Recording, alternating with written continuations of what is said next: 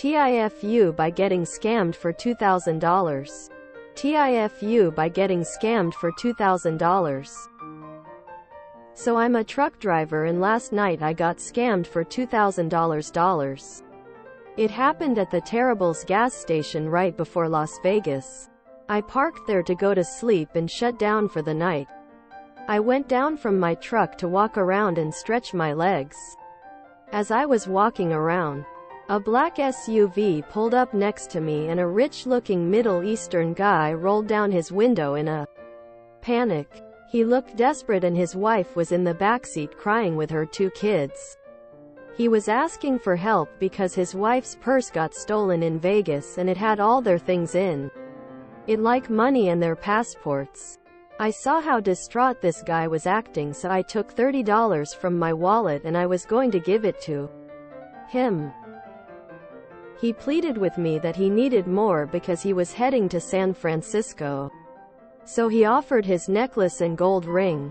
I refused and told him to just take the $30 so I could just go back to my truck and rest. He kept begging me and offering his jewelry. I started to feel bad for the guy, so I went to my truck and got $100. I was going to give this guy $130 for free. I told him I don't want his jewelry, I just wanted to help him and his family. He said he cannot take it for free and offered his jewelry still, but said he would need more money. This is when I should have just walked away. Call me foolish and naïve, but I just wanted this guy to go away so I could rest. So I figured that if I just gave him like $300 I wouldn't feel guilty taking the jewelry and he could have enough money to make it to San Francisco. He kept pleading and begging and adding more jewelry, and before I knew it I was giving this guy $750. Then his wife starts crying more and saying that they needed money for new passports and how it's $300 per person and that there's 4 of them. The guy offered the last bit of jewelry he had, which was a Rolex watch that he said costed tens of thousands of dollars. This is where I believe my greed got a hold of me, because this guy is telling me he's a rich guy from Dubai and he doesn't care how much the jewelry costs. He's just desperate for cash so they can make it to San Francisco and then back to Dubai. I don't know much about jewelry, so I thought if I gave this guy $1,200 for his Rolex watch, that I assumed was real because he's Mr. Big Shot from Dubai, I could sell the jewelry and get my money back at the very least, so in total I gave this guy $1,950 for 2 gold necklaces, 1 gold ring, and a Rolex watch. I was skeptical, of course, but like I said, I think my greed was clouding my judgment. Once I gave him the money, he began thanking me so much and prayed to his God, etc., etc. He hopped back in his SUV and drove off. I watched him drive off all the way till he went to the freeway. I realized something though. This ducking guy took the freeway entrance going back to Vegas. That's when my stomach turned and I knew instantly that I just got lied to. His whole story was about how he needed money to go to San Francisco. I walked back to my truck and laid down trying to process what just happened. I was staring at the jewelry and then I looked up how to tell if a 18K gold necklace is fake. That's when I saw a news video on YouTube about people get scammed on the road by Middle Eastern guys offering their jewelry. The news described exactly what I just went through, and that the jewelry these scammers use is obviously fake. I feel like an idiot and can't believe how naïve I was to fall for this scam. I never thought I would fall for something like this, especially since I watch scam call videos like Katboga on YouTube. TL. Doctor. I offered $30 to a family that I thought was in need of some gas money to make it home. $30 quickly turned into $130. Then $300. Then $750. And then a whopping $2,000 for a fake Rolex watch and more fake jewelry. Edit. I just want to say, Although the person that scammed me is a scumbag. There's no excuse for giving $2,000 to a stranger I just met 10 minutes ago. That's just plain stupid, and there's just no excuse for that, and it's 100% my fault. I'm not a rich person. I'm not going to starve or fail to pay my bills, but it's going to take a while for me to get over this. Fool's gold. TIFU by going to a supermarket chain and admitting I shoplifted for approximately 2 years. For my last 4 semesters of uni, I was shoplifting at a supermarket chain here in Germany. I felt bad for doing so. That's why I always wrote up what I stole in my Google Keep app. Last Sunday I spent the whole day putting it all together in a huge Excel file and thought to myself that, now that I have a good paying job, since August, I can pay it back. I even stayed at the little apartment I am in so I can put the money aside faster than if I had moved. So today I went to an ATM and got the cash I needed to. Only 971 euros. I was surprised how low the amount was, and went to the supermarket where I stole from with it. I told a woman who was putting stuff up the shelves if I could see the manager. She asked why, and I said I had shoplifted. She got me into this room and asked me to wait and that he'll be here. When he got here, I told him about everything, with the printed out Excel and the money. He told me that he didn't realize that it was me who was stealing it. They have caught some shoplifters but still saw the inventory not adding up. He was thankful and asked me to wait. I waited for like half an hour, kind of anxiously but also relieved. He came back with 2 policemen who repeated my story and asked me if it was true.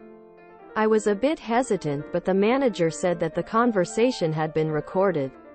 I said yes, and basically they made me sign all these forms acknowledging what I did. Now I am looking towards jail time and losing my job. TLDR. Shoplifted for 2 years due to money problems. Told the store about it today.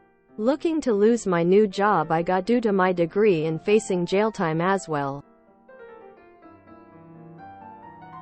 TIFU by using a ghostwriter as a therapist. Okay, so basically I'm a ball of stress. Even though school just started a few weeks ago, I already feel ground down and stressed out.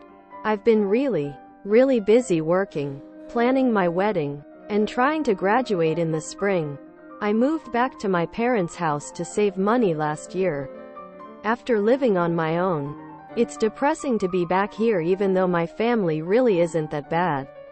And they even pay for some of my tuition. And I've been trying but can't even focus on my school stuff. I've really been struggling with one class in particular that I need so I can graduate with my double psych, sociology major. Let's call it family sociology. I like the professor even though she's really tough. But for some reason I've just been having a lot of trouble retaining the concepts and applying them.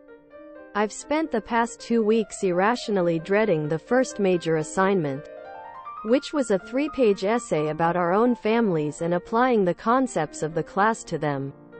Meanwhile, I literally only went home to sleep because I was so busy with work, finalizing the details for the venue for the wedding, seeing my fiancé, and school. I spent more time worrying about the essay than actually writing it.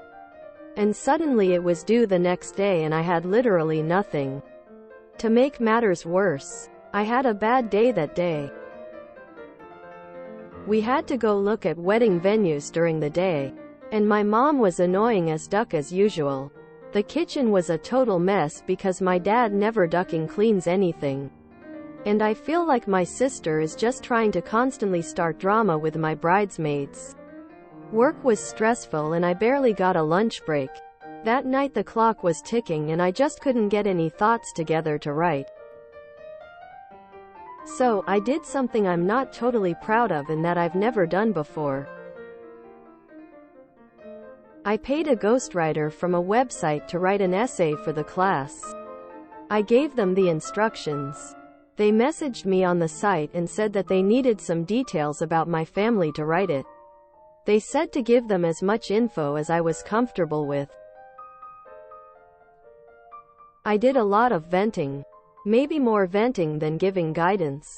I told them that my dad is a passive spineless jackass who still manages to be a misogynist. I told them that my sister had a personality disorder and was probably an addict. I told them my mother is a toxic narcissist determined to ruin my wedding. Finally, the writer was like, "Wow, that sounds really tough. I can take it from here." And then I felt a lot better and went to bed. Obviously, the site has stuff about how you're only supposed to use the paper as a guide. And I was thinking, okay, I'll just have them write it. Seeing an example would help a lot. And then I'll kind of rewrite it to make it sound like my own essay.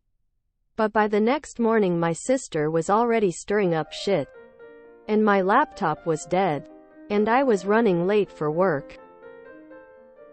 I borrowed my sister's laptop and just turned in the document as I got it from the ghostwriter. Not a good idea, obviously. I didn't even check if it had errors in it or if it really followed the guidelines. I did not even read it. But duck it. At that point it was either a shortcut or just nothing at all. I won't lie and say it ate at me. I felt a bit bad. But I made a big effort to study more on my lunch breaks. And some of the content started to make more sense. Fast forward to today. My friend texts me before I had a chance to look at Blackboard.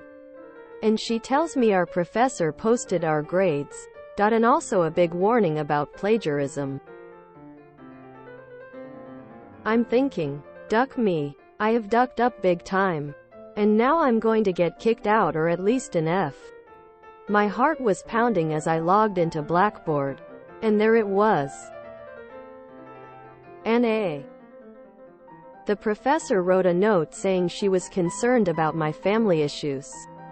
And she gave me the number for campus counseling. But she also praised the essay for a lot of other stuff. I wondered why my professor would be so concerned about my family. So I finally read the paper. It turns out the writer basically wrote down what I had told them verbatim. And then added a lot of structure and concepts from the class. FML. But I also got an A and I felt like I was doing better with the class concepts. So, basically a victory. Time for ice cream to celebrate, I thought. Oh right, so the duck up. I went downstairs to get the ice cream. My sister and parents were sitting at the kitchen table together talking. But they fell silent as soon as I entered the room. So, you, upvoter 1530, you think I'm a misogynist? My dad said. I froze. And I'm a toxic narcissist? My mother asked. Cue my parents tearing into me and screaming at me for hours. And then they kick me out. TL. Doctor, my parents kick me out because I paid someone to write my essay. I vented to that person about my family like it was therapy. The writer worked everything I said into the essay. I got an A. And then my sister found it on her laptop and showed it to our parents. And now they think I just used their tuition money to talk shit about them. TIFU.